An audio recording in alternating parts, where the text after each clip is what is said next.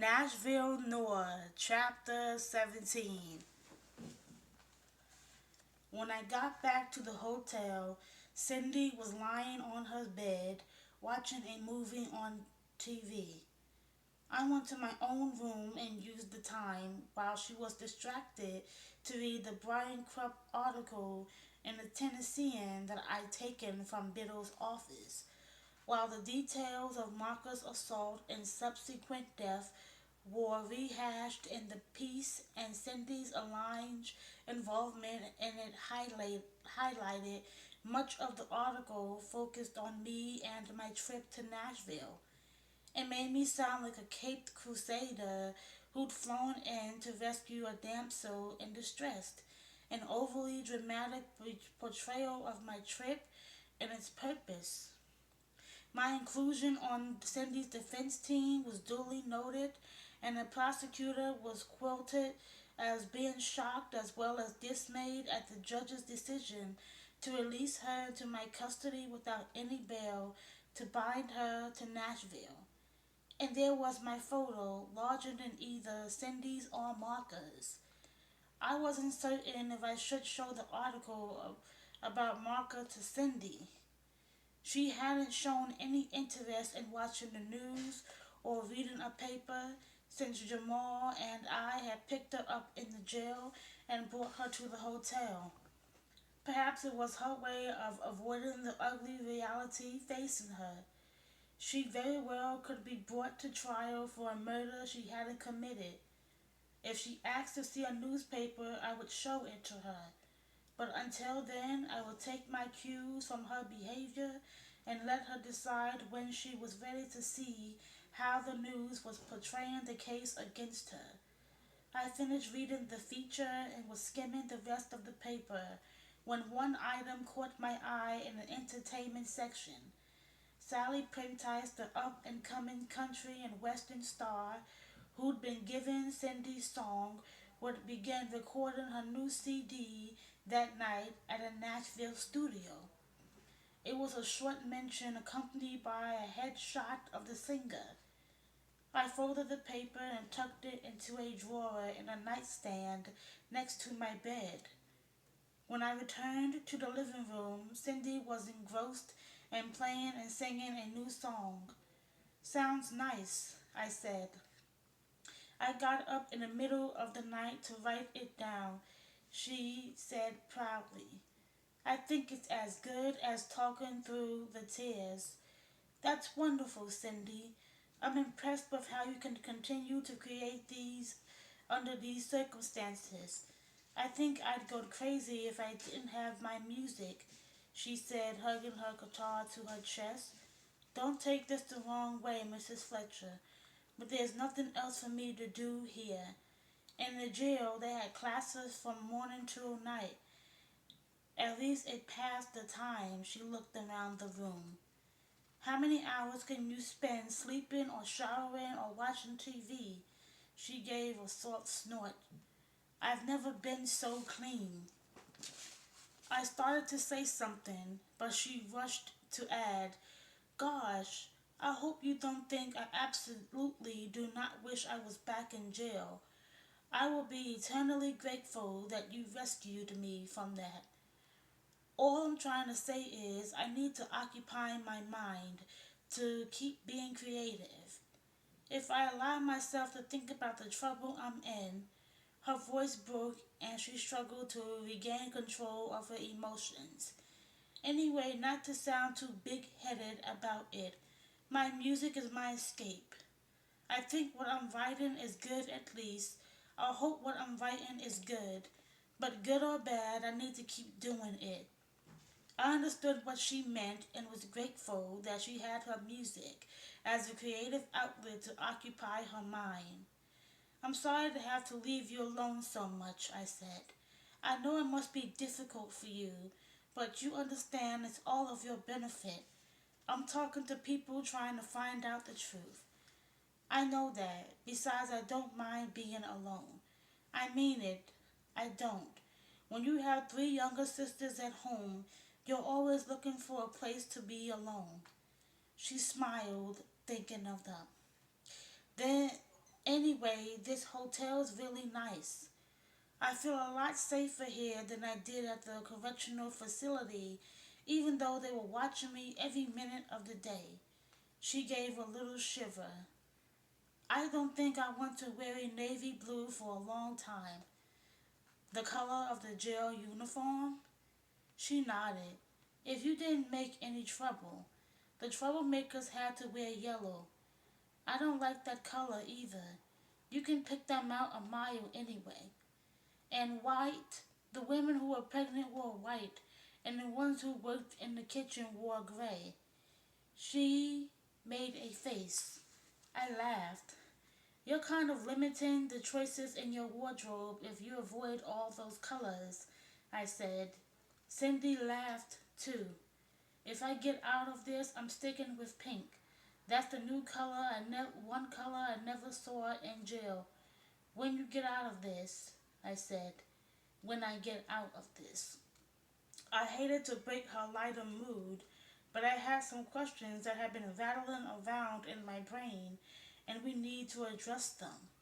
Let's talk about the case for a few minutes, I said, taking a seat on the red sofa across from her. The best way to defend you is to find out who was in Mr. Marker's office before you opened the door, because in all likelihood, that's who the killer is. Cindy nodded and set her guitar down on the floor.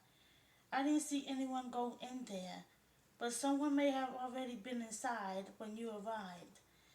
I didn't think of that. You said you heard him arguing with someone on the phone. I just assumed it was on the phone. That's what I thought. Now think real hard. Could you possibly have heard another voice? The voice of the person he was arguing with? I don't think so, but he had music playing, so it was hard to hear anything. You never said he had music playing. Did you tell that to the police? I didn't remember it until now. And the voice you heard, are you sure it was Marcus? It was a man's voice, that's for sure. I thought it was his voice, but I guess it could have been someone else. She was grinning at me now. Don't get excited yet, I said. There's still a long way to go. I know, but at least now it's beginning to make sense to me. It didn't before. Could that person have been hiding in the office when I came in? Probably not. There's a second door from that office that goes into the hall. There is? I don't remember it at all. I've just been in his office once before, and the only thing I noticed were the awards in his bookcase and on his desk. He won so many awards. Well, there is a second door, I said, and there are two ways to reach that door, either by walking down the hall from the elevator or by coming up the fire stairs from the parking lot at the rear of the building. Now you wouldn't know if anyone came in from the parking lot, but you could have seen someone get off the elevator and walk down the hall. Do you remember anyone in the hall? Let me think. She looked uncomfortable. You know I've been trying so hard to forget that night that I think I blinked on whatever I saw if I saw anything at all. Take your time, I said. See if you can picture the elevator door opening. Does anyone get out? She shook her head. I didn't see anyone. I kept going over in my head what I would say to Mr. Marker when I saw him. When I couldn't concentrate on that, I flipped through Country Weekly magazine. I was tapping my feet to the music being played, checking my watch. I wasn't paying any attention to anything outside in the hall. That's all right, I said, giving her a small smile.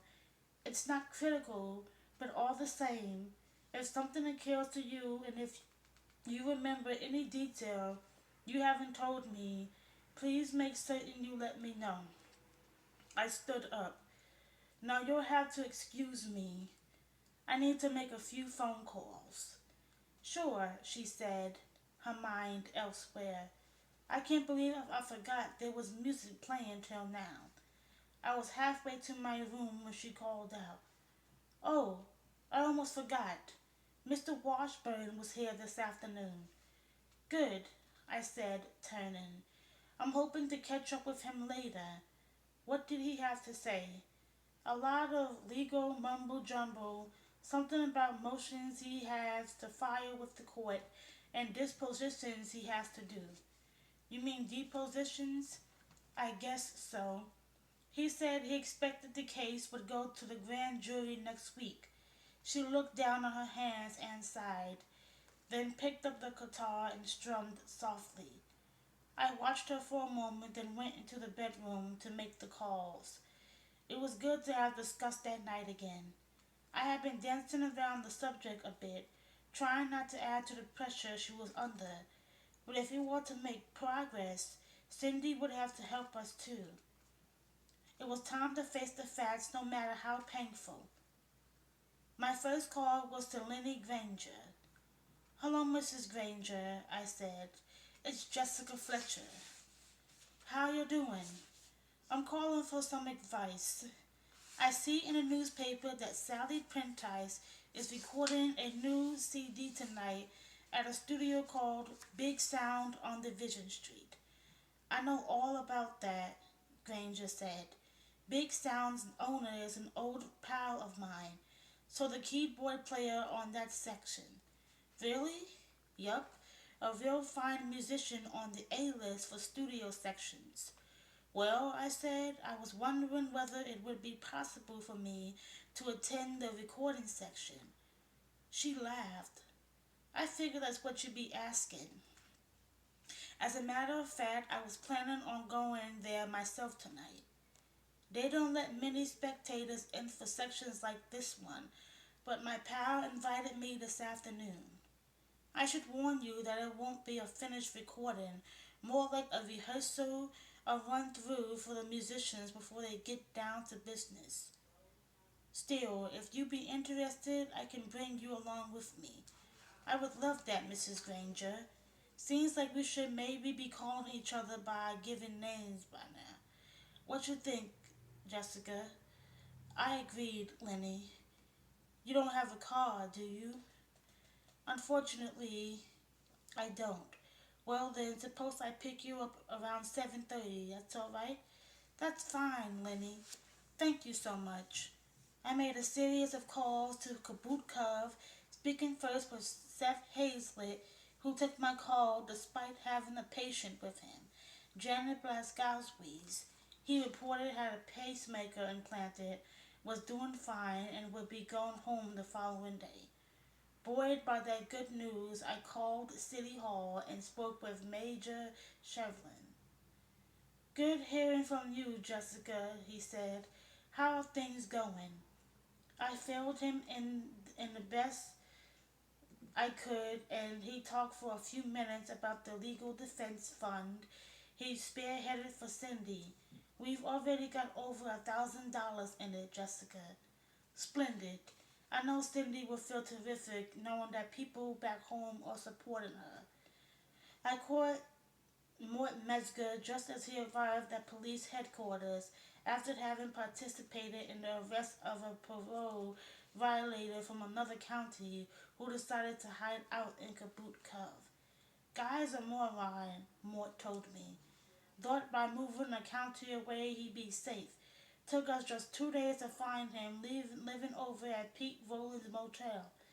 Glad you nabbed him, I said, and gave our sheriff the same report about Cindy that I passed on to Seth, adding that Detective Biddle had been especially cooperative thanks to Mort's intervention. Glad I could be of some help, Mrs. F. You take care now and stay in touch. I had a message on my cell phone from Evelyn Phillips, the editor of the Kaboot Cove Gazette, and reluctantly returned the call, although I would have preferred not to. I love Evelyn as a person, but her aggressiveness as editor of the town's only newspaper can occasionally rub some people, including me, the wrong way. She answered on the first ring and sounded out of breath.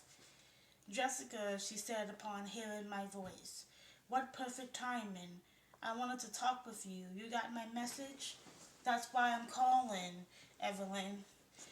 I've had a brilliant idea. There you are in Nashville, Tennessee, trying to help our own little country music star, Cindy Blaskowitz, who's been accused of murdering in cold blood one of Nashville's top music executives. Could I convince you to write a daily report for the Gazette about how the case is going, your involvement in it? It would be wonderful to get some insight into Cindy's frame of mind, human interest pieces that my readers would absolutely love. Then, too, it might give a big boost to the mayor's fundraising campaign for Cindy. That's what I call a win win. What do you say? I'm afraid not, Evelyn. I'm going to have to say no. No? Just like that? I know you mean well, and you want the Gazette to appeal to everyone in town. And I'm sure you have Cindy's best interests at heart, I said. But entirely certain the last part was true. But I just don't have time for writing articles. There's too much to do. I'm sorry to be so blunt, but it's out of the question. There was silence on her end. Evelyn, it was just a suggestion, she said glumly. And a good one, I said, just not one I can take up right now. I have to run. We'll talk another time. I hated to end the call so rudely, but didn't want to discuss her suggestion for even a moment longer. I returned to the living room, or parlor as it was called by the hotel, and relayed the information about the mayor's campaign and about Janet Blaskowitz from my talk with Seth. I know, Cindy said. I talked to Mama earlier and she told me she was feeling a lot better. She thinks the world of Dr. Hazlitt, says he hung the moon. I tend to agree, I said. She said everyone in town has been so supportive. Her boss told her she should just take her time getting better and not worry about rushing back to work. Good advice. I told Cindy of my plans for the evening. Initially, I considered not confiding in her, but decided that she was entitled to know everything and anything that had a possible bearing upon her predicament. You're going to see Sally Prentice record her CD?